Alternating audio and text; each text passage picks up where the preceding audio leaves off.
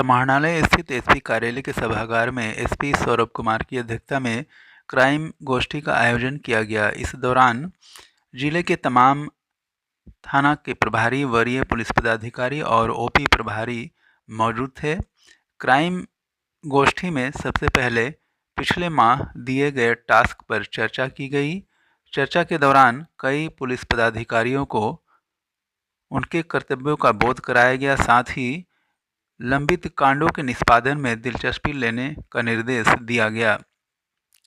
SP Saurabh Kumar ने कहा कि आने वाले पर्व त्यौहार होली, ईद और सरहुल को लेकर विशेष रूप से सतर्कता बरतने की जरूरत है।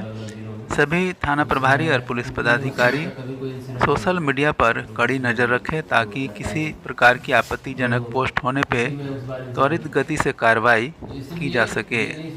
हाँ सर, बताएं। मासिक क्राइम गोष्ठी का आयोजन किया गया, किन मुद्दों को लेकर चर्चा? देखिए, आज अपराध गोष्ठी का आयोजन किया गया था। मुख्य रूप से विधि व्यवस्था की अगर हम बात करें तो अभी आने वाला समय जो है, जिसमें होली, रमज़ान का पवित्र महीना अभी चल रहा है और सरहुल, ये तीन मुख्य त्यौहार जो हैं वह आने वाले हैं और इसको लेकर के सभी थाना प्रभारियों को क्षेत्र में भ्रमणशील रहने और वैसे सभी संवेदनशील स्थान जहाँ पर भी कोई विधि व्यवस्था की समस्या हो सकती है उन पर नियंत्रण रखने हेतु निर्देशित किया गया। इसके अतिरिक्त अपराध को लेकर के हम लोग हाल के दिनों में देखे हैं कि एक दो घटनाएं, जैसे पीएलएफआई के लोगों द्वारा पोस्टर चिपकाने का या फिर गाड़ी चलाने की पूर्व में घटना होती है, उसमें हम लोग गिरफ्तारी भी की है, जिससे हम समझ सकते हैं कि ये अपराध जो है, जो पीएलएफआई से जो अपराध हो रहा है उसमें उम्मीद है हमें कि थोड़ी इसमें रोक उसमें लगेगी। छोटी छोटी चोरियों की जहाँ तक बात है, अभी हाल में दो घटनाएं हुई हैं, जिसमें एक घटना का हम लोगों ने डिटेक्शन भी किया है, जो सोना चोरी हुआ था घर से। तो ऐसी घटनाओं को लेकर के हम लोग लगातार कार्रवाई कर रहे हैं। छोटे बाइक चोरी की घटना, उसको भी लेकर के हम लोगों ने कार्रवाई लगातार की है।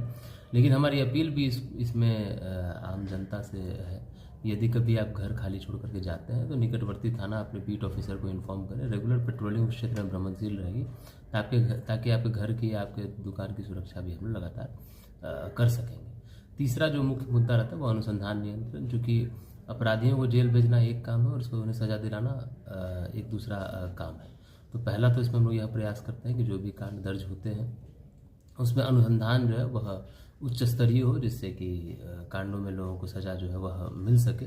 और इसके अतिरिक्त जो ट्रायल जब होता है तो वहाँ पर भी हम लोग नियंत्रण इसका रखते हैं। अभी हाल ही में आप देखेंगे कि मानव तस्करी के कांड में भी अभियुक्तों को सजा हुई है, रेप के केस में भी सजा हुई है। तो इन सभी पे भी हम लोग आज चर्चा किए हैं और उनमें सभी लोगों को इस पर व्यापक निर्देश दिए गए। सिमडेगा जिले में क्राइम कंट्रोल को लेकर पुलिस विभाग ने एक नई पहल की है। समाहरणालय स्थित एसपी कार्यालय के सभागार में उपायुक्त अजय कुमार सिंह, एसपी सौरभ कुमार के अलावे अन्य पुलिस पदाधिकारियों ने सामूहिक रूप से गेस्ट वेरिफिकेशन ऐप लॉन्च किया। गेस्ट वेरिफिकेशन लॉन्च का मकसद जिले में तमाम होटल और होटल संचालकों द्वारा उनके यहाँ ठहरने वाले लोगों की सूचनाएं एकत्रित करना है। गेस्ट वेरिफिकेशन लॉन्च के माध्यम से गलत लोगों की पहचान की जाएगी। साथ ही किसी प्रकार की अगर घटना होती है तो उसके उद्भेदन में भी ऐप के माध्यम से पुलिस को सहूलियत मिलेगी। इसी उद्देश्य से जिले के तमाम व्यवसायी और गेस्ट हाउस संचालकों को निर्देश दिया गया कि वे लोग ऐप के माध्यम से काम करें ताकि किसी प्रकार की घटना हो जाने पर बार बार पुलिस की निगरानी और निरीक्षण के झंझावतों से वे लोग दूर रह सके। एप्लीकेशन का है, ये एप्लीकेशन एनआईसी द्वारा डेवलप किया गया है और वर्तमान में यह जमशेदपुर और सरायकेला जिले में चल रहा है। जो मेन आइडिया इसके पीछे हम लोगों का वो यह है कि जितने भी होटल्स हैं वहाँ पे कई लोग आते जाते रहते हैं, रुकते हैं, तो होटल के जितने भी मालिक हैं या जो भी उनके मैनेजर हैं उनको एक डेटा एंट्री करके रखना पड़ता है, मेंटेन करना पड़ता है और हार्ड कॉपी मेंटेन करना पड़ता है।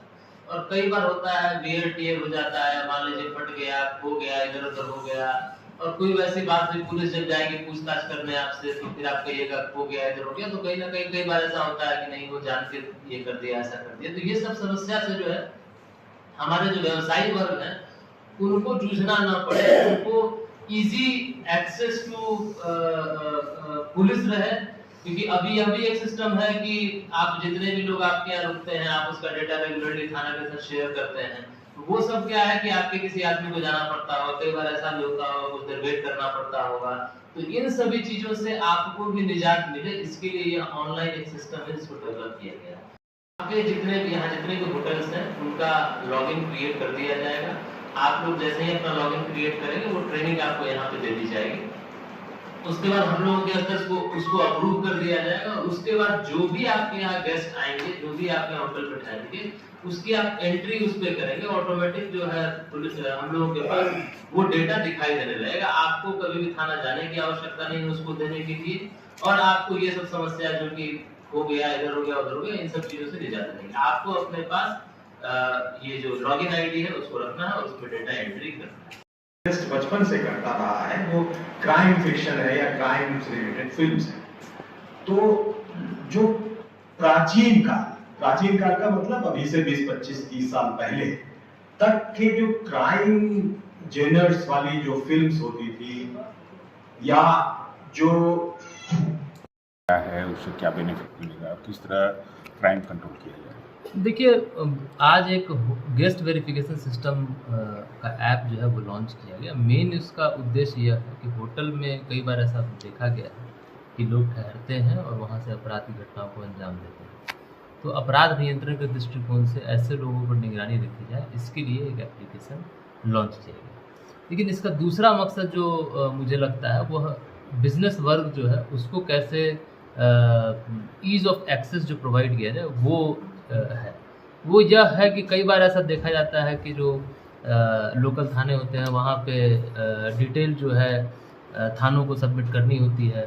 जिस डिटेल में थानों को वहाँ पे वो भेजते हैं कि कौन उनके यहाँ ठहरा है, वो रेगुलर एक प्रक्रिया होती है जो कि बराबर जा कर के वो देते रहते हैं। अब इस ऐप में कोंगाड़ी जी। अध्यक्ष महोदय, सिमडेगा जिला में अनुज्ञप्ति प्राप्त पत्थर लीज धारियों द्वारा वार्षिक प्लान से अधिक खनन करने एवं क्रेशर प्लांटों के द्वारा वार्षिक उत्पादन क्षमता से अधिक उत्पादन कर अधिकतर ढुलाई अवैध तरीके से बिना चालान के किया जा रहा है, जिससे सरकार को भारी पैमाने पर राजस्व की हानि हो रही है। अतः सदन के माध्यम से सरकार से मांग करता हूं कि राजस्व की हानि को रोकने के लिए उच्च स्तरीय कमेटी से जांच कराकर राजस्व की हानि को रोकने की दिशा में उचित दिशा निर्देश के साथ कार्रवाई करने की मांग करता हूं।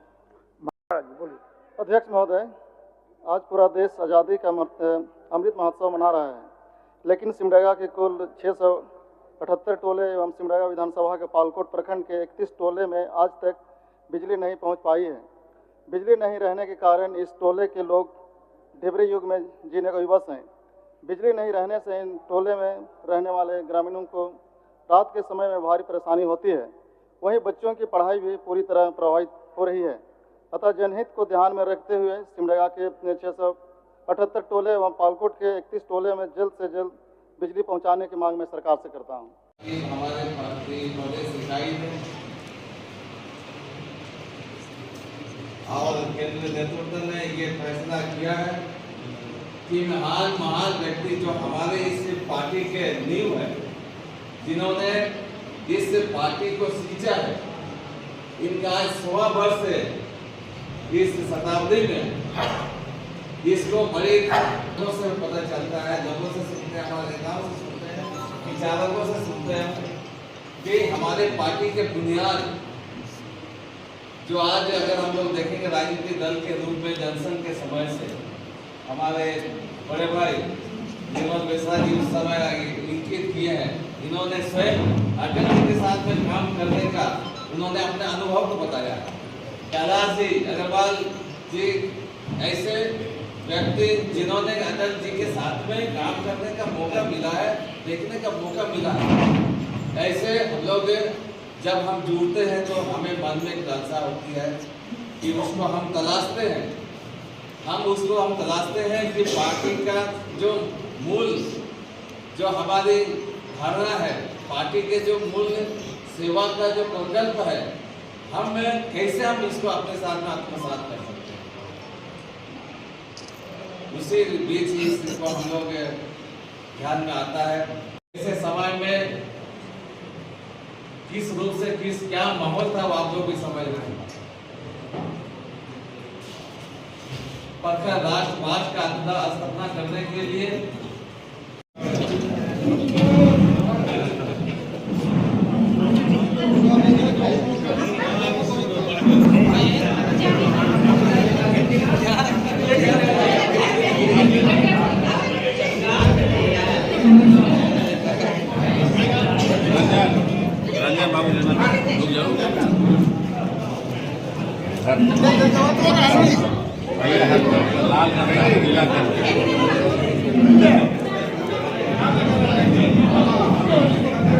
पहले भैया खाए लेते हैं पहले